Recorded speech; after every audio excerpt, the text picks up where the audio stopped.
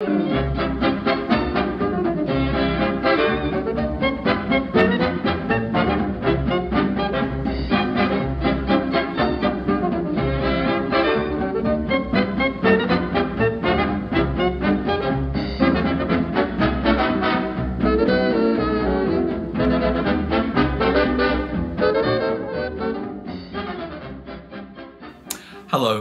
I'm Keith Howes and I was features editor of the London Gay News from 1976 until 1979.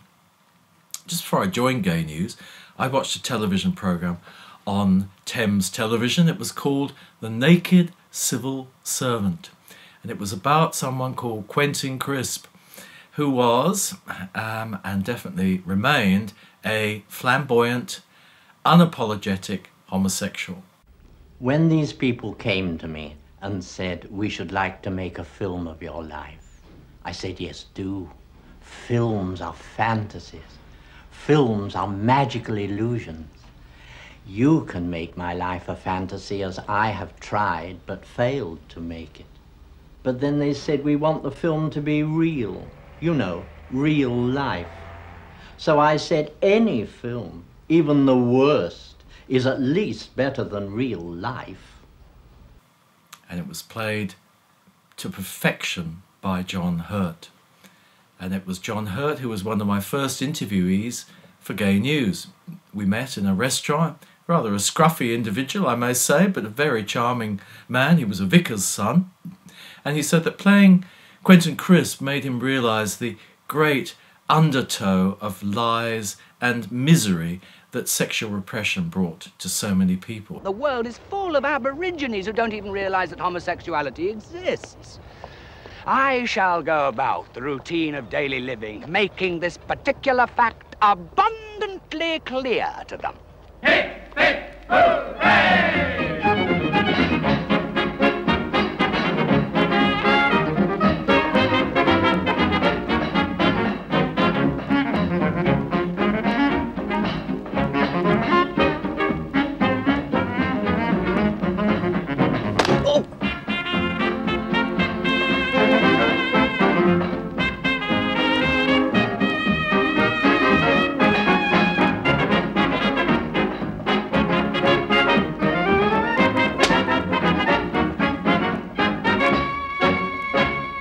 He himself certainly wasn't sexually repressed, although he said at school he had a number of opportunities to do things with boys and he took them up with great delight. But he was now firmly heterosexual. He had many affairs. He did have a wife or a girlfriend, but he said he was very promiscuous.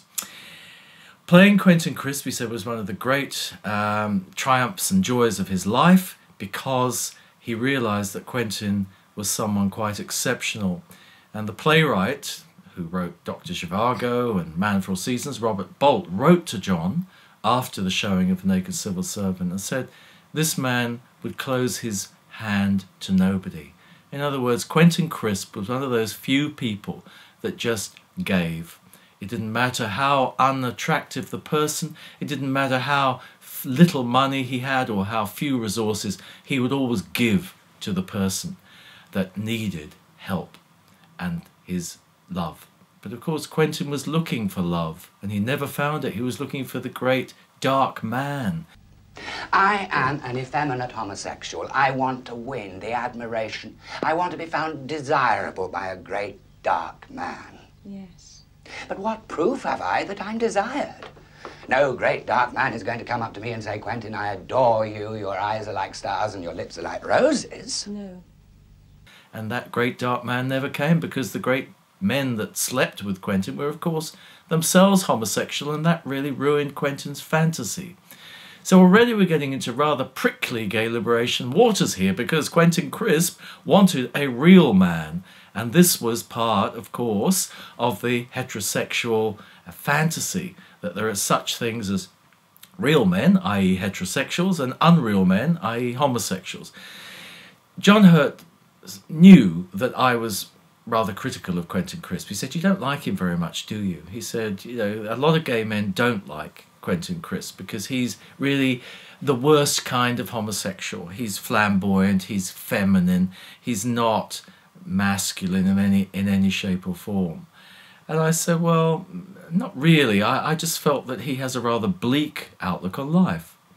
Luckily, I was able to meet Quentin Crisp on a few occasions, usually at openings of plays or literary get-togethers. What a lovely, charming, polite man. He always called me Mr. Howes from Gay News, he'd always say. He was always dressed to perfection. From any rag and bone man that happened to be passing, he would get a little scarf here, a little jacket there, his hair beautifully puffed up with, of course, a little pink or mauve dye going through it. What a lovely, lovely man he was. Impeccable. He went on to quite a career after Naked Civil Servant. He did his own one-man show called An Evening with Quentin Crisp. It was a hit on Broadway even.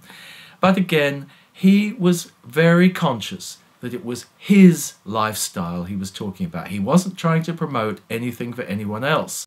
Sir, look at me. I wear lipstick, I wear rouge, I wear mascara on my eyelashes, I dye my hair, I wear flamboyant clothes, far more outre than those I'm wearing now.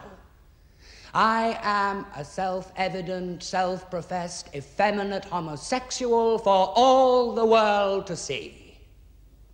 How could I hope to solicit anybody in broad daylight in a crowded London street looking as I do? What would I expect but a curse and a blow? But of course, what people delighted in, particularly women, was his housekeeping secret, which was, after a while, dust doesn't grow much taller in the pile. In fact, it just stays in a little heap, and you just don't bother to dust because it's not going to get any bigger. So I've kept to this belief. Thank you, Mr. Crisp, with my own brand of housekeeping and cleaning. John Hurt went on to play many, many fine roles. I don't think he made much of an effort to play gay roles in the future, but he did, of course, have the baby, or the monster coming out of his belly in Alien, which is seen as one of the most horrific things. And the reason he played in the film Alien was because he was banned from playing in a film in South Africa because he'd played a homosexual. So he actually got his second signature role in Alien as a result of being banned from South Africa for playing a poof. And we were able to see Quentin Crisp and John Hurt play together in a film called Resident Alien when John went to New York to see Quentin, who lived in New York. He left England at the age of about 78 and made a very, very successful transition to American life, living again almost in poverty, genteel poverty. But like everything he did it with style, panache, grace and beauty. A beautiful man, and beautifully played by another beautiful man, John Hurt.